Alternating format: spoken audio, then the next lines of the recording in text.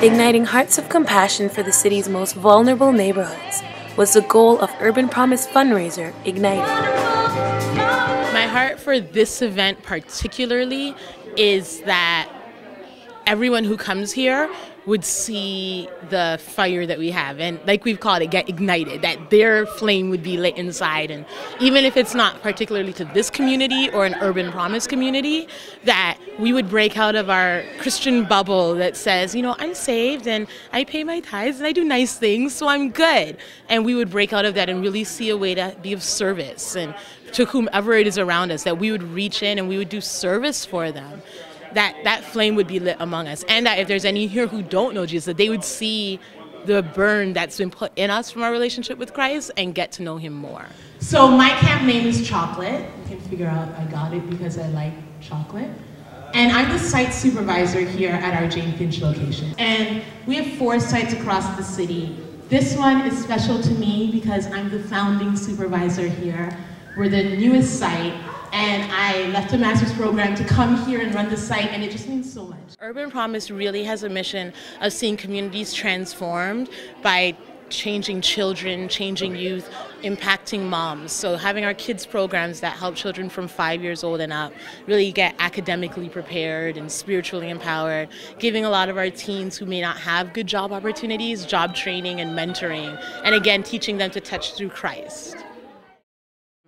Academically, there's huge academic need. I think just the sad fact is that our school system has high turnover in what's known as at-risk areas. And so a lot of the kids are not really at grade level. They're in grade 4 and they're reading at a grade 2 level. And that to me is very distressing. There are the physical needs. You know, there are kids who don't have gloves, or it's winter and they're in their running shoes and have no boots. There are food needs, especially some of our other communities, our Warden Woods or Thistletown communities do a lot of food bank type things and food donation raising. And I think most of all, there's a need for really showing the community that they're more than what the media has painted on them. You know, there's a need for showing the kids that we do believe in them, that there is hope for them, that they can do something beyond finishing high school. This community, these kids get such a bad rap. The media loves to say, oh, Jane and Finch, they can't do anything. They're just horrible, killing each other. And it's not at all. The Bible says that we just sow the seed. Someone else may water it. And I've been seeing the small fruits of that coming up. I've been seeing kids with huge temper problems who would like literally kick over a basketball net, now learning how to walk away and smile when someone's insulting them.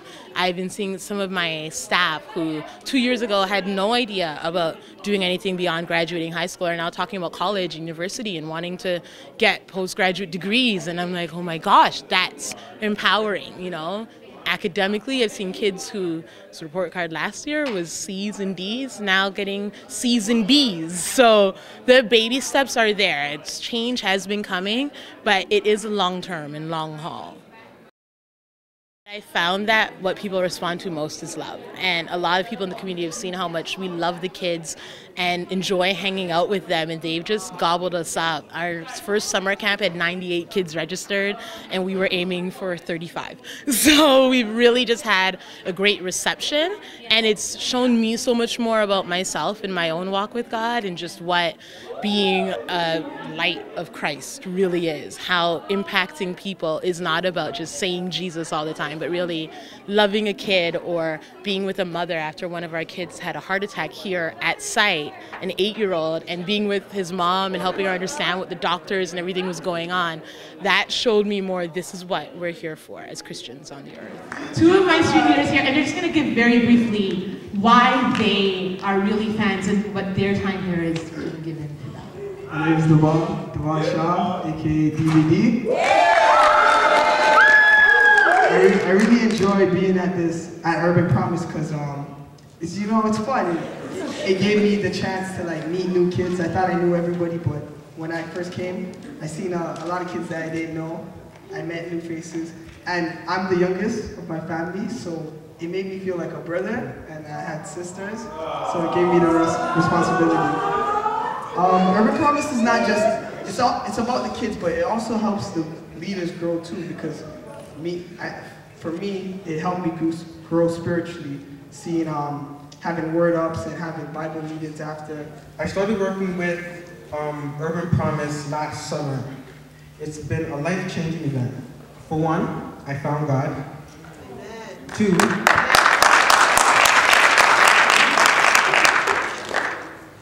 Two, I met a lot of people, I made a lot of new friends. 3, I was also given a cool name, Flash. Being a part of Urban Promise gives me a chance to give back to my community.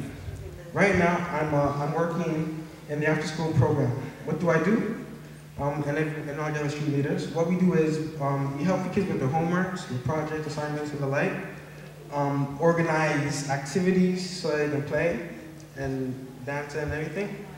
We teach word up, and the big 2 words, have fun. The best part about our camp. For anyone who is thinking or not thinking, because to be honest, when I first started Urban Promise, it wasn't in a like, I'm going to get involved and be a social activist and change the world. I was just finishing a year of university and wanted a summer job, and a friend was like, hey, go work with these kids. It's like, sure, I like kids. And they grabbed my heart. And that's what I'd say more, is that if you're looking to do anything where what you get is more than what you're giving, this is the place for you. Like when I walk through the doors and the kids yell out at me, oh my gosh, Chocolate, it's so good to see you. I'm like, oh my goodness. And that sense of love makes every bad day worthwhile, you know? That's what I'd say more, that it's more than just a resume builder or something to go home and say, I did my volunteer hours. And it's really about putting in and seeing what being just a presence, what type of change that makes. Ignited brought together inspiring artists like the University of Toronto Gospel Choir, Destined to Be, and Rochelle Hansen. There were also life-changing testimonies from street leaders, all in hopes of raising financial and spiritual support and igniting flames for the city's underserved communities. For Images of You, I'm Danielle Byles.